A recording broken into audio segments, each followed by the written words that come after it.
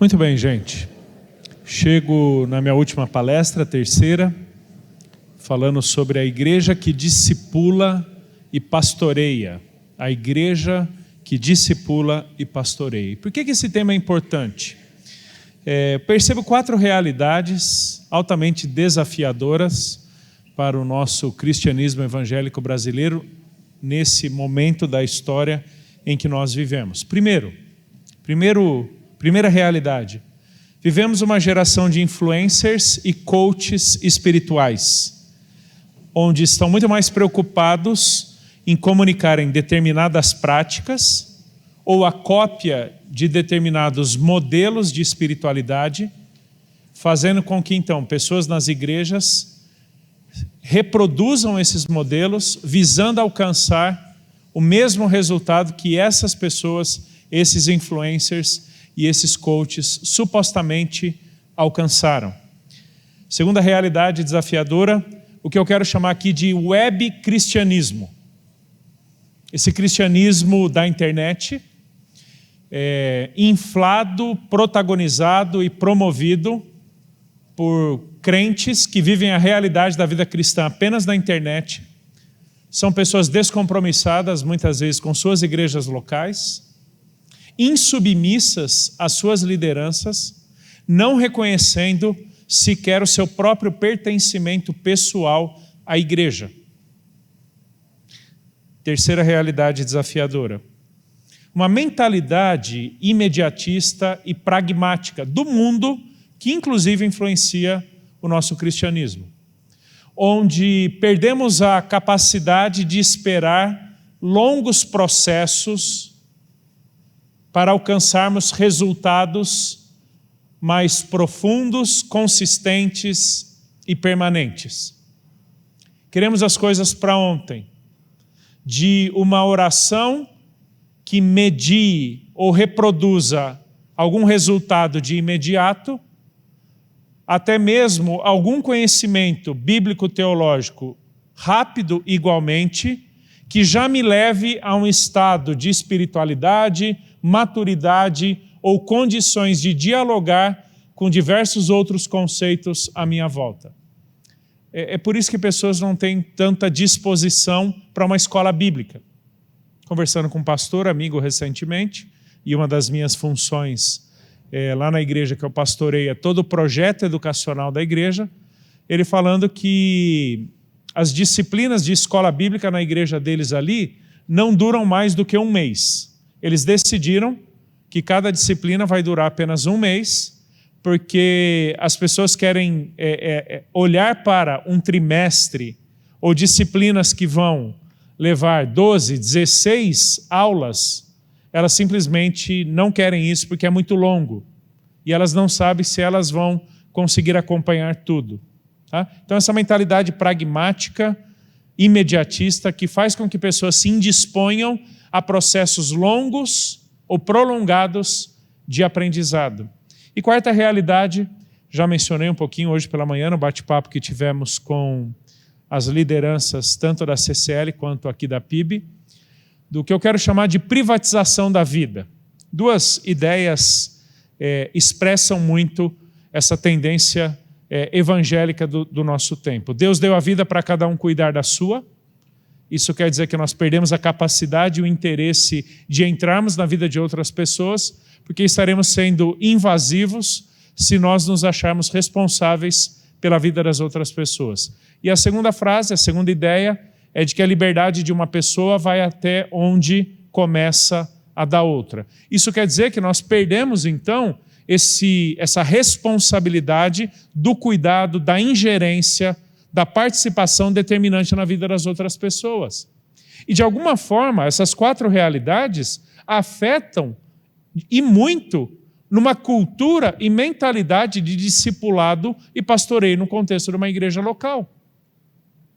Porque se estamos decidindo viver a nossa vida cristã por nós mesmos e para nós mesmos, se queremos resultados e processos rápidos, pragmáticos e imediatos, se há uma realidade muito mais virtual, cibernética do cristianismo, que atende muito mais influencers e coaches, como é que nós lidamos com discipulado e pastoreio no contexto de uma igreja em que espera-se que as pessoas estejam comprometidas, sejam participantes, atuantes e beneficiárias da comunidade, não por um final de semana, não por 6 meses, mas por muito mais tempo na sua vida cristã, queira Deus por anos a fio. Veja que a gente enfrenta uma realidade onde o conceito de pastoreio e o próprio conceito de discipulado têm sido desprestigiados. E eu quero juntar esses dois conceitos dentro de uma ideia maior. Por que é que pastoreamos pessoas e por que é que discipulamos pessoas? Romanos capítulo 8, verso 29, Paulo diz o seguinte: porquanto aos que de antemão conheceu, a esses predestinou para serem conformes à imagem do seu Filho. Predestinação é daqueles conceitos teológicos fundamentais para a vivência cristã. Não é simplesmente um tema da teologia sistemática. Não é simplesmente um tópico de discussão histórica. Não. Predestinação é o grande projeto de Deus de nos moldar à imagem de Cristo Jesus. Está intimamente relacionado com o conceito da eleição, semanticamente ou tecnicamente não são exatamente a mesma coisa, mas são tão entrelaçadas, interpenetradas, a tal ponto de você não poder dissociar eleição de predestinação. Mas nas pouquíssimas ocorrências do termo predestinação, especialmente no Novo Testamento, os autores vão dizer que nós fomos predestinados para sermos de Jesus. Ou seja, de antemão Deus destinou a quem pertenceríamos em termos de propriedade, posse, como povo realmente exclusivo de Jesus. Fomos predestinados para a adoção em Cristo. Mas também fomos predestinados para sermos conformes à imagem do seu Filho. Ou seja, quando não existia história, quando Adão e Eva não tinham sido criados, quando nenhum pecado havia sido cometido, Deus já havia decretado, nos seus desígnios eternos, de que todos aqueles que viessem a ser salvos em Cristo, a razão última, a realidade última da sua vida cristã, seria a sua semelhança com Jesus. Todas as coisas, em termos históricos, nesse grande drama que Deus está desenvolvendo ao longo das Escrituras, tomando espaço e tempo nessa grande história, em relação às nossas vidas, aponta para esse objetivo final, que na volta de Cristo Jesus, sejamos definitivamente feitos à sua imagem e semelhança. É aquilo que, por exemplo, João vai dizer em 1 João, capítulo 3, que um dia nós o veremos como ele é e seremos feitos à sua semelhança. É por isso que estamos no tempo sendo transformados de glória em glória na imagem do seu Filho pelo poder do Espírito. Ou como Paulo muito bem sintetiza a ideia, em Gálatas 4,19, meus filhos, por quem de novo sofro dores de parto, até ser Cristo formado em vós. E tanto o texto de Romanos, quanto de 2 Coríntios 3 e de Gálatas 4, usam uma mesma raiz para a ideia de forma ou imagem, que é o termo morfê ou morfol, onde morfol não significa simplesmente a aparência externa de algo. Há um termo grego para isso, é esquema. Normalmente o termo grego morfê ou morfol, que é o verbo, aponta para a realidade mais inata, intrínseca, essencial ou substancial de algo. Não é simplesmente uma aparência externa, não é simplesmente uma cópia de algumas poucas atitudes que assemelham um indivíduo a outro. Não. Morfê aponta para uma realidade substancial, essencial, fundamental, que liga dois personagens ou dois indivíduos tão intimamente em que um é confundido com o outro. Esse é o propósito de Deus para a nossa salvação em Jesus. sermos progressivamente transformados à imagem de Cristo, de tal forma que sejamos confundidos com Ele. Confundidos em que sentido? A semelhança de Atos, onde os discípulos são chamados pela primeira vez de cristianos. E esse termo ele é tão importante ali na história do cristianismo no primeiro século, que quando nós chegamos em 1 Pedro capítulo 4, Pedro dirá que há um nome que recai sobre nós, pelo qual somos identificados e definidos diante de Deus, que é justamente o nome de Jesus. Cristãos. Ou seja, a natureza da vida cristã é a nossa semelhança com Cristo de Jesus, de tal forma a estarmos nele e ele em nós, onde a única coisa que resta em nós é a obra dele, e não simplesmente as nossas vontades, interesses, projetos, sonhos e por aí vai. Esse é o grande projeto de Deus para nós em Jesus, queridos. A semelhança do seu Filho em nós. E é interessante que, pelo relato bíblico, Deus não economizará, não poupará esforços, circunstâncias para moldar Jesus em nós. E eu te digo, Ele vencerá. Ele levará cada um de nós ao exato ponto para o qual Ele nos predestinou na eternidade passada, que é a semelhança com Jesus. É nesse contexto da predestinação à imagem de Cristo que discipulado e pastoreio se encaixam. Nós não pastoreamos pessoas simplesmente para que elas sejam assistidas em suas necessidades. Nós pastoreamos pessoas para que elas, providas em Cristo, se satisfaçam em Cristo e encontrem em Cristo as circunstâncias necessárias para lidarem com as suas angústias.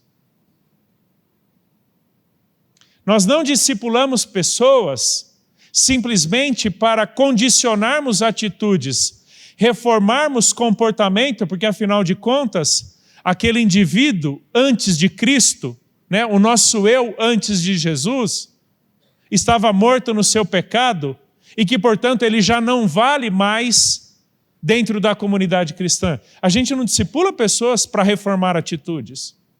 A gente não discipula pessoas para ensinar um comportamento cristão. A gente não discipula pessoas para que elas se sintam pertencentes a uma comunidade. Nós discipulamos pessoas para formar Jesus nelas, de tal forma que sejam identificadas por quem Jesus é nelas e quem elas são em Jesus. E então, nessa semelhança com Cristo, de convicções a atitudes, de um comportamento numa comunidade, a convicções teológicas mais profundas, é tudo trabalhado por causa de Jesus. É por isso que nós discipulamos e pastoreamos pessoas, para de alguma forma fazermos parte desse projeto de Deus de formar Cristo nas pessoas. E me permitam abrir e fechar um parênteses aqui, bem rápido, porque quando a gente entende esse grande projeto de Deus de moldar Jesus em nós, da nossa educação de filhos, à escola bíblica, da pregação no púlpito a um aconselhamento, nós veremos que, embora possamos dar nomes distintos para atividades educacionais distintas na igreja, todas elas servem a um único propósito: cooperar para a formação de Jesus nas pessoas. Então eu não estou simplesmente repreendendo o meu filho. Eu estou repreendendo como parte do processo de formar Jesus nele. Eu não estou simplesmente lendo a Bíblia. Eu estou lendo a palavra do Deus eterno, que é aquela que Deus usa para moldar Jesus nas pessoas. É como se cada uma das atividades, cada uma das circunstâncias ou oportunidades que temos no contexto de uma igreja servisse a esse propósito maior de Deus, de moldar Jesus nas pessoas. Porque nele nós temos, e nele Cristo, nós temos a centralidade, o centro gravitacional da nossa existência. Veja, por exemplo, o que Paulo fala em Colossenses 1, versículo 15. Colossenses 1, verso 15. Este é a imagem do Deus invisível, o primogênito de toda a criação. Pois nele foram criadas todas as coisas, nos céus e sobre a terra, as visíveis e as invisíveis, sejam tronos, sejam soberanias, quer principados, quer potestades. Tudo foi criado por meio dele e para ele. Dele tudo descende, para ele tudo aponta. É como, por exemplo, Paulo fala em Efésios 1:10, toda aquela obra trinitária da redenção, alcançando a sua apoteose histórica no futuro, quando Deus fará convergir nele ou para ele todas as coisas na dispensação da plenitude dos tempos. Tudo foi criado por meio dele e para ele. Ele precede todas as coisas. E aí vem uma expressão muito bonita aqui também. Nele tudo subsiste. Interessante que essa expressão significa literalmente, nele todas as coisas se amarram. Ok? É como se a história fosse feita do ponto de vista estritamente humano de pontas soltas. Pontas sem destino e resultado. Mas todas essas pontas têm alguém em quem elas se encontram, se amarram de tal forma a ter cada uma delas, cada um desses fios, cada uma dessas linhas, cada micronarrativa das nossas histórias, cada experiência pela qual passamos, da família em que nascemos, a pessoa com quem nos casamos, da casa onde moramos, ao trabalho que temos, das férias que tiramos, aos grandes sonhos e projetos de existência e vida que temos, da maneira como servimos no ministério na igreja, até com quem compartilhamos do Evangelho, é como se todas essas pontas ou linhas da história ganhassem em Jesus significado e propósito. É por isso que a parte dele, nada faz sentido. Porque como Paulo dirá em Colossenses 2,17, ele é a realidade é Cristo. E a Nova Versão Internacional tem a melhor tradução, gramaticalmente falando, desse verso. A realidade é Cristo. É como se toda a nossa compreensão de existência, de história e realidade só fosse possível, legitimamente, corretamente, ou do ponto de vista do propósito de Deus para todas essas coisas, em, com, por, para Cristo Jesus. Nele tudo subsiste. Então esse grande projeto de Deus, de nos moldar à imagem de Cristo, aponta para que esse Cristo é esse centro gravitacional de toda a nossa existência, queridos. É por isso que não faz sentido um trabalho evangélico. Porque, na verdade, o que justifica o teu trabalho é o Evangelho. Algo é evangélico não porque menciona o Evangelho. Não porque você coloca um versículo bíblico para subsidiar uma determinada prática. Mas porque sem o Evangelho, porque sem Jesus, o teu trabalho não faz o menor sentido. O teu trabalho nunca servirá aos propósitos de Deus. Sabe por quê? Porque o Evangelho não é um assunto da vida. Jesus não é um assunto da nossa história. A nossa história é um assunto do Evangelho. A nossa vida é um tema do Evangelho. E que, portanto, a parte dele, Jesus, todas as coisas não farão simplesmente nenhum sentido. Veja, por exemplo, a angústia do ser humano.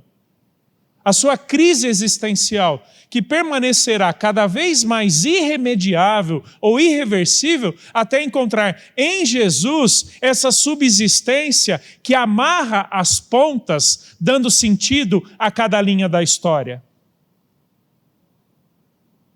Quando a gente entende isso, a gente vai entender em que consiste a maturidade cristã. Eu vou ser bem sintético nesse ponto, até porque o pastor Felipe hoje, na primeira palestra da tarde, já lidou muito bem com Efésios 4, falando sobre a nossa maturidade em Jesus. E é o texto que eu mencionaria de novo. Efésios capítulo 4, verso 13. Se o grande projeto de Deus é nos moldar à imagem de Jesus, porque em Jesus todas as coisas subsistem, em que consiste a maturidade cristã? Efésios 4:13, até que todos cheguemos à unidade da fé e do pleno conhecimento do Filho de Deus. É interessante que o termo epignosis, que é frequentemente usado por Paulo, traduzido por pleno conhecimento, aponta não simplesmente para o domínio cognitivo de uma determinada informação, seja com amplitude ou profundidade. Até porque o termo aponta muito mais para um conhecimento de ordem relacional ou vivencial, fruto de experiência e intimidade, do que simplesmente domínio da informação. Então, quando ele fala pleno conhecimento do Filho de Deus, não é simplesmente a melhor teologia sistemática de Jesus. Não é simplesmente a melhor cristologia. Não.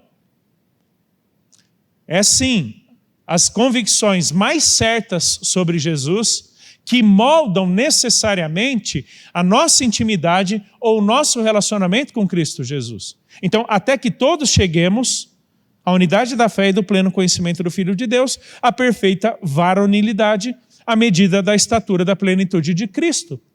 Você já percebeu que os padrões de verificação de Deus, da maturidade cristã, não está em mim e nem em você? Porque se estamos sendo moldados processo metamórfico, a imagem de Jesus, quem é a medida da espiritualidade? Ninguém menos do que Jesus. É por isso que nós não nos medimos a nós mesmos em função da nossa espiritualidade, mas em função de quem Jesus é, o que Ele fez por nós e em quem Ele nos tornou. Temos sim condições de hoje avaliar o quanto já progredimos ou não em relação a 6 meses atrás, 2 anos atrás, 6 anos atrás, ou qualquer que seja o tempo da tua vida cristã, em função de quem Jesus é e a imagem de Jesus sendo moldada em nós.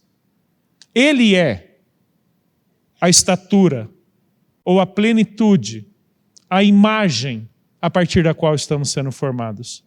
Para que não sejamos meninos, agitados de um lado para o outro, levados ao redor por todo o vento de doutrina, pela artimanha dos homens, pela astúcia dos que induzem ao erro, mas seguindo a verdade em amor, cresçamos em tudo naquele que é a cabeça, Cristo Jesus.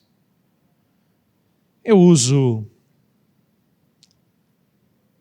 2 trios de conceitos para explicar um pouquinho dessa maturidade cristã. Primeiro trio, 3 Cs.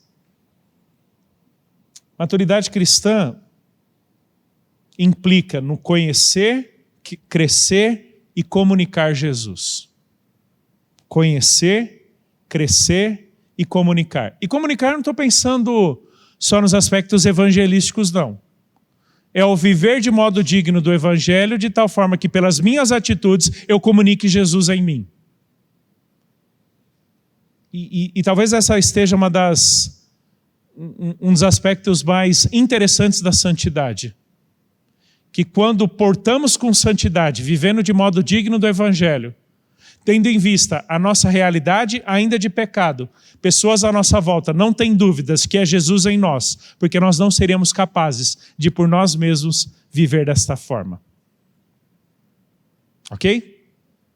Quando vivemos a nossa santidade em Jesus, pessoas que conhecem quem de fato somos, não terão dúvidas que é Jesus em nós, e não nós simplesmente por nós mesmos. Conhecer, crescer e comunicar. E em termos de realidade e etapas do amadurecimento da fé cristã, por causa daquela tensão que o Novo Testamento reflete muito para nós, do já e ainda não, lembra-se? Nós já somos santos em Cristo, mas somos desafiados à santificação. Já somos perfeitos em Cristo, mas somos desafiados ao aperfeiçoamento. Eu entendo 3 estágios, ou 3 processos desse amadurecimento em Jesus. Primeiro deles, a primeira dessas etapas, ou processos, é uma maturidade posicional. É quem somos em Jesus e quem Ele é em nós. É a plenitude de Cristo em nós naquilo que podemos ser plenamente habitados por Jesus. É a completude da sabedoria que há nele em nós. É a santidade e a justiça dele imputadas a nós, Queridos, por estarmos em Cristo e Cristo em nós, não nos falta absolutamente nada para esse grande projeto de Deus de nos moldar à imagem de Jesus se concretizar. Isso é uma maturidade posicional. É aquilo de que já desfrutamos por estarmos em Cristo. Mas existe algo que eu chamo de maturidade dinâmica, que é a progressividade do nosso amadurecimento em Jesus. É o que nos permite, por exemplo, hoje, olharmos para as nossas vidas e vermos o quanto já nos parecemos mais com Jesus do que nos parecíamos 6 meses atrás. Porque se Deus está nos transformando de glória em glória, e é interessante que a expressão ali é doxa, endoxa, glória. O termo doxa, que nós usamos para doxologia, exaltação e engrandecimento de Deus, que significa opinião, imagem ou aparência. O termo doxa era usado na Grécia Antiga, por exemplo, para a opinião de alguém. E alguém registrava a sua opinião, era chamado de doxógrafo. Um doxógrafo é o registro da opinião ou das ideias de alguém. Mas doxa também significa uma aparência. Aquilo porque alguém é reconhecido em termos estéticos. Isso é a doxa de alguém no primeiro século. Então, quando Paulo fala transformados de glória em glória, é de opinião em opinião, de aparência em aparência, de atitude em atitude, cada vez mais progressivamente nos parecendo com Jesus. É aquela mente de Cristo da qual partimos na luta contra o pecado, tanto quanto no trato com o nosso irmão. Do jeito que somos amados, devemos amar. Do jeito que fomos perdoados, devemos perdoar. Ou seja, a horizontalidade da vida cristã como oportunidade vivencial de toda a verticalidade que já temos em Jesus. Isso é o que eu chamo de maturidade dinâmica. É o que me permite, por exemplo, pensar que um adolescente de 15 anos de idade, com 2, 3 anos de vida cristã, é maduro no que lhe é possível cronologicamente ser maduro em Jesus. Ele é maduro como alguém que já tem 30 anos de fé cristã? Não pode. Ele não tem nem tempo, ele não tem vivência, ele não tem conhecimento, ele não tem oportunidades e experiências para nesse dinamismo do amadurecimento estar no mesmo estágio ou processo que um adulto. É por isso que o autor de Hebreus, no capítulo 5, vai dizer que o alimento sólido é para o adulto, mas o leite é para a criança. Espera-se que, nessa maturidade dinâmica, adultos na fé, maduros na fé, já sejam capazes de digerir, de experimentar, praticar ou expressar a sua fé em Jesus de uma forma muito mais extensa, profunda e, ao mesmo tempo, abrangente, de uma forma que um novo na fé não pode. Embora ambos estejam posicionalmente gozando da mesma realidade em Cristo, eles estão dinamicamente experimentando de estágios ou processos distintos de amadurecimento. E o terceiro estágio ou etapa é o que eu chamaria de uma maturidade escatológica. É quando seremos então definitivamente feitos à imagem de Jesus e todo o processo se encerrou. Onde então participantes ou coparticipantes de uma natureza divina, como Pedro vai dizer, poderemos desfrutar da eternidade com Deus, contemplando, sendo beneficiados da glória de Deus, do próprio Deus por todo sempre. Uma maturidade escatológica. É aquela para a qual fomos predestinados. Quando o grande projeto de Deus se concretizará definitivamente, quando nós o vimos e formos feitos à sua semelhança. Então, quando nós pensamos nessa maturidade, nesse grande projeto de nos moldar à imagem de Jesus, é que surge então a igreja. Porque a igreja é o povo que, embora já tenha sido redimido, ainda não foi glorificado. E que, portanto, existe o desafio, a necessidade e a oportunidade de, temporalmente, fazer parte desse processo que só se concretizará na eternidade. A igreja é a comunidade dos santos, comprometidos entre si em torno de Cristo, para adoração a Deus, ensino das Escrituras, serviço cristão, celebração das ordenanças e por aí vai. É aquela certeza de que Deus nos salvou individualmente, mas para nos pertencer a um povo.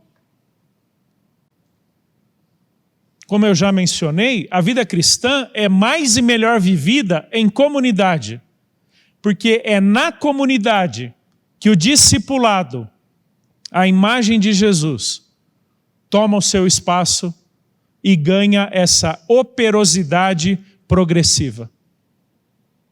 Deus nos salvou, não apenas para nos levar para o céu, senão também para nos fazer pertencer a um povo no qual Ele nos trata e nos aperfeiçoa à imagem de Cristo Jesus. É isso que me leva a dizer que a igreja ela é, por natureza, uma comunidade discipuladora. A igreja é, por natureza, por definição, por vocação e por propósito, discipuladora. Isso quer dizer, queridos, que discipulado não é um programa da igreja, mas é a natureza da igreja. É como se do portar de alguém, pegando a última palestra do Felipe, ao dirigir uma canção ou pregar, das músicas que cantamos, as aulas que temos, de como nos tratamos uns aos outros, ou dirigimos a uma reunião, tudo servisse ao propósito, ou devesse servir ao propósito, de moldar Jesus em nós. Então, a igreja, ela é uma comunidade discipuladora. Mas eu vejo que, inclusive, e lamentavelmente, a ideia de discipulado também foi pervertida pela individualização do discipulado. Por meio de uma expressão que, embora eu entenda, em alguns contextos, o uso dela, na maioria dos casos, perde de vista a dimensão comunitária do discipulado, que é a expressão vida na vida. A expressão vida na vida, ela na maioria dos casos, aponta para uma individualização do discipulado, onde é basicamente um a um a parte do corpo, quando é na verdade no contexto do corpo que o discipulado ganha a sua dimensão mais profunda. Eu não estou dizendo que nós não vamos discipular um indivíduo, mas o que justifica ou legitima a individualidade do discipulado de alguém é o seu pertencimento ao todo da igreja, à comunidade. A nossa identidade cristã passa necessariamente pelo nosso pertencimento à igreja. Por isso que membresia de igreja é um dos conceitos mais fundamentais para toda a vida cristã. Não é só, membresia de igreja não é só um tema de eclesiologia. Membresia de igreja é um tema de vida cristã. Quando então, comprometido com outros irmãos em Cristo, pertencendo a eles, como por exemplo Paulo fala em Efésios 4, não mintais uns aos outros, porque somos membros uns dos outros. 1 Coríntios 12, vós sois corpo de Cristo e individualmente membros deste corpo. É como se houvesse uma estreitíssima relação de dependência, de interpenetração de vida entre os vários membros de uma determinada comunidade. Por isso que Deus não deu a vida para cada um cuidar da sua. E a liberdade de um não vai até onde começa a do outro. Porque na igreja, há invasão de liberdade. Isso não quer dizer que qualquer membro da igreja que for na sua casa vai abrir a geladeira e comer o danoninho do seu filho. Eu não estou falando nesse tipo de liberdade. Eu estou falando da liberdade de uns aos outros, uns pelos outros, uns com os outros, uns para os outros. Aquelas muitas verdades expressas por um termo que conecta todos, que é alelon. Esse uns aos outros. essa mutualidade cristã de interdependência que vai nos dizer que o discipulado é muito mais uma cultura do que um programa. Porque, por exemplo, quando nos edificamos uns aos outros, estamos vivendo e desfrutando do discipulado. Quando nos aconselhamos e instruímos mutuamente, quando confessamos os nossos pecados ou perdoamos uns aos outros. Quando somos suportes uns aos outros, lembra do suportai-vos uns aos outros, até o levar as cargas uns dos outros. O que é que nós estamos fazendo na prática? Discipulado.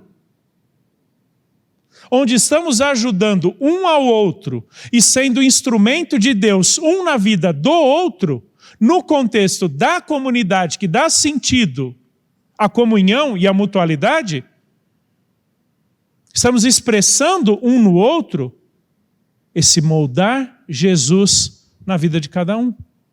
É como se estivéssemos cooperando com aquilo que Deus quer fazer nas nossas vidas.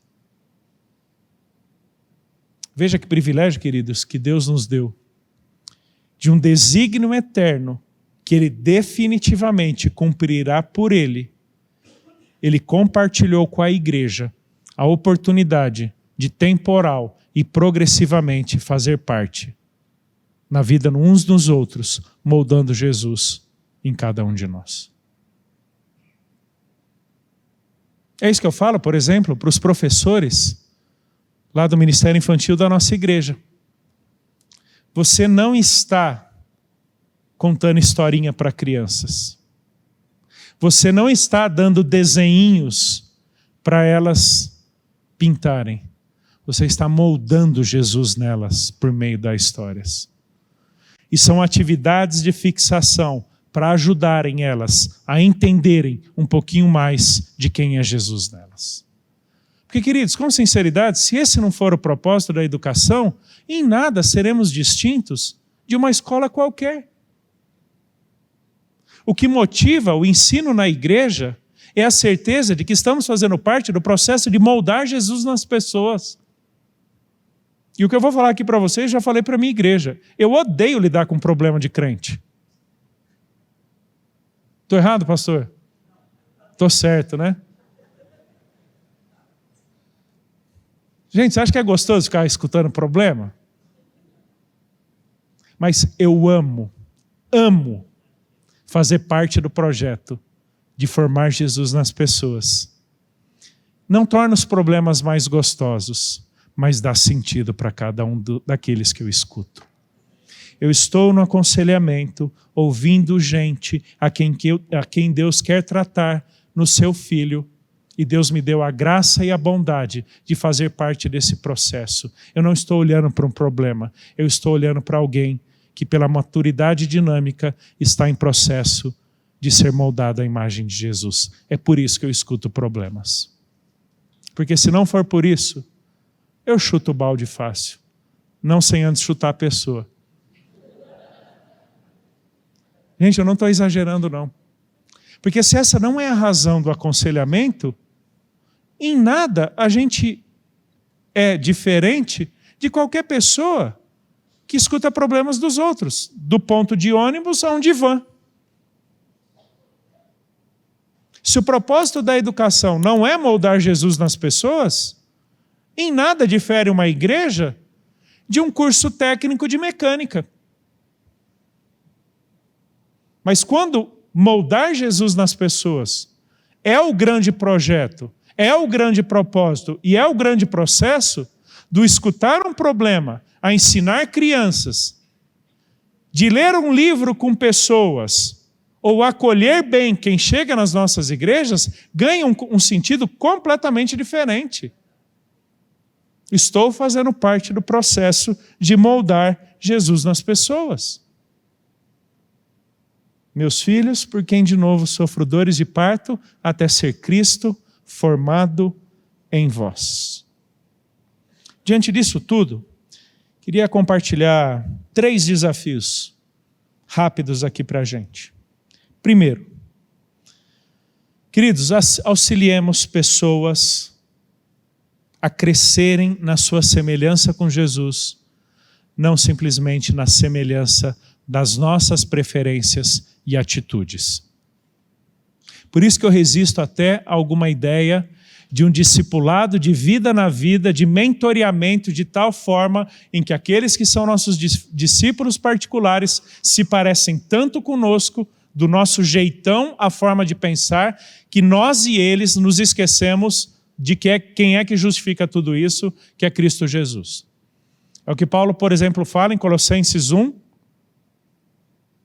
que o grande projeto, o grande propósito é que, pregando Cristo, advertimos a todo homem, toda sabedoria, com o propósito de apresentarmos todo homem perfeito em Cristo. Não é cada pessoa semelhante ao Elder.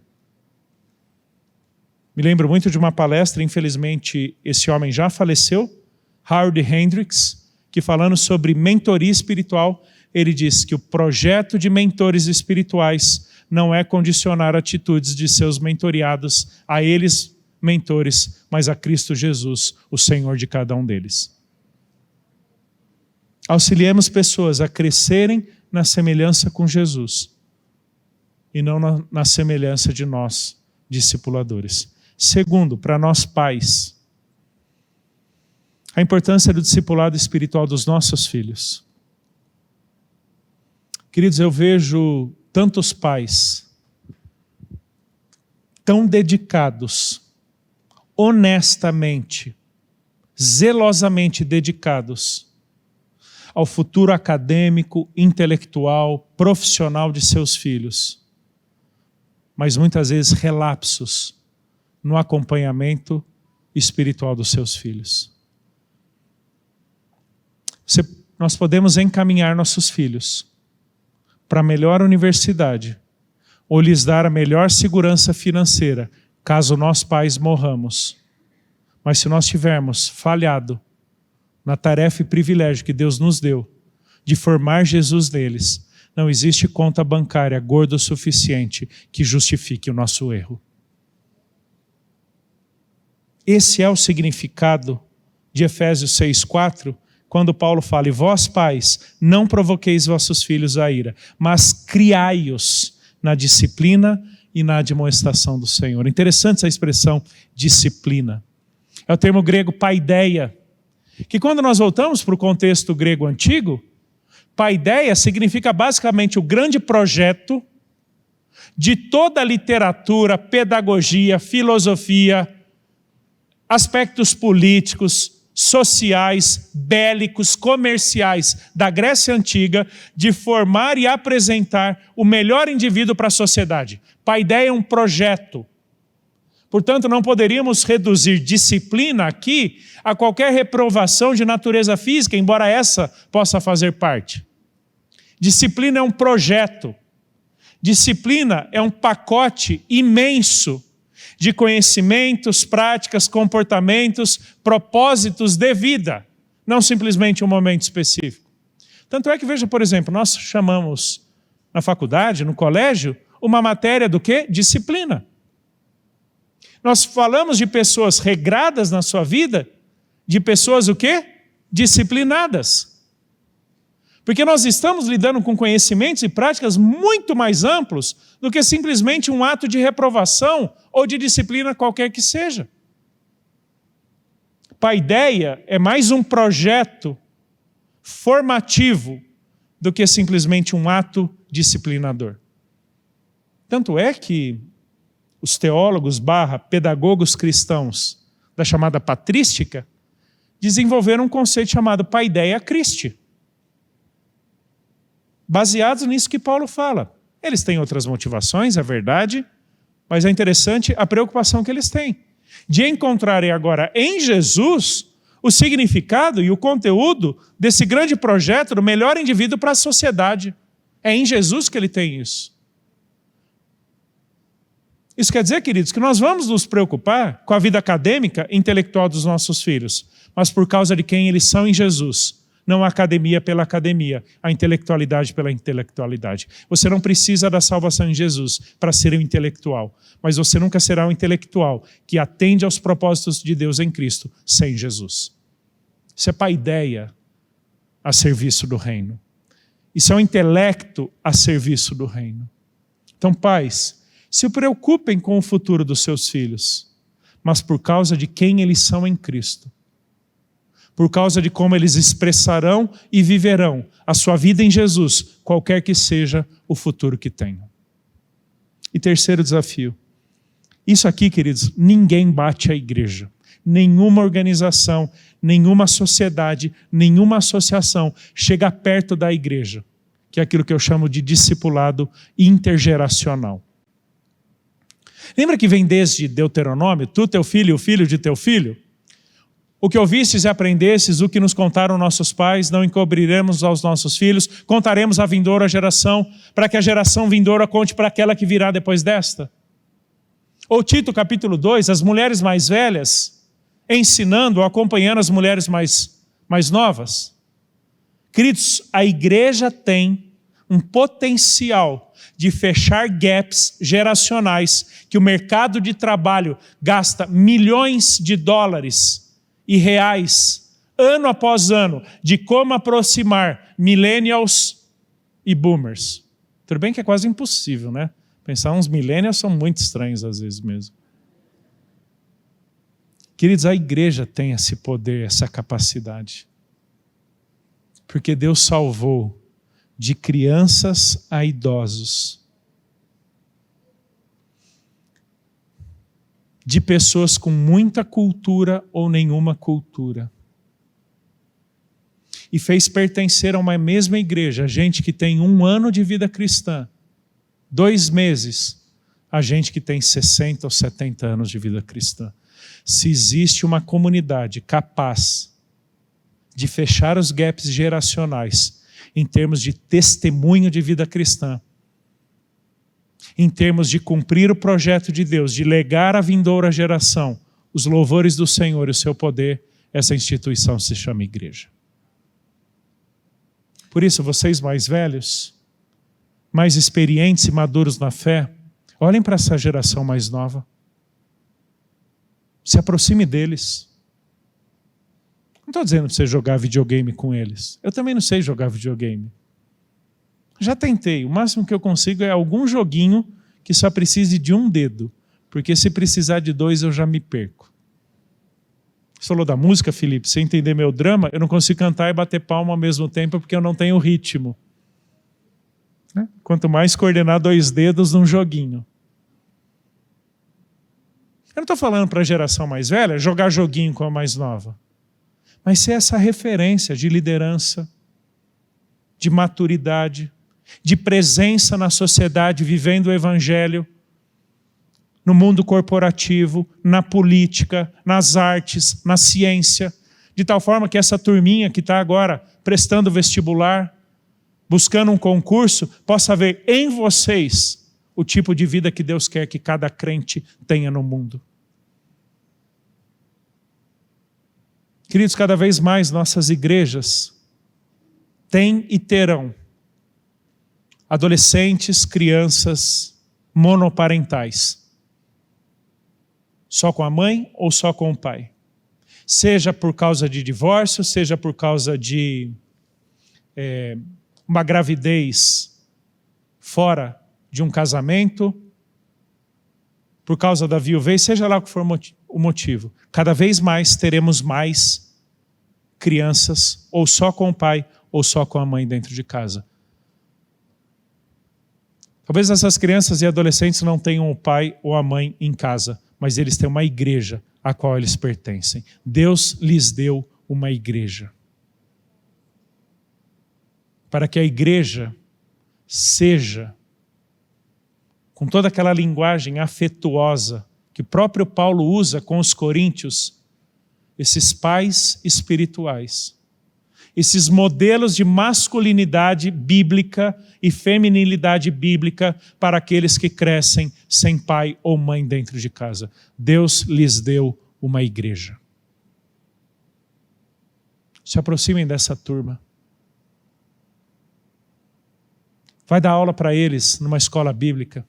Se não é tua habilidade ensinar, vai distribuir lápis de cor, mas esteja próximo para ser essa referência e esse ponto de contato para crianças, adolescentes que crescem sem os pais em casa. Isso é um privilégio que nós temos, queridos, de como igreja.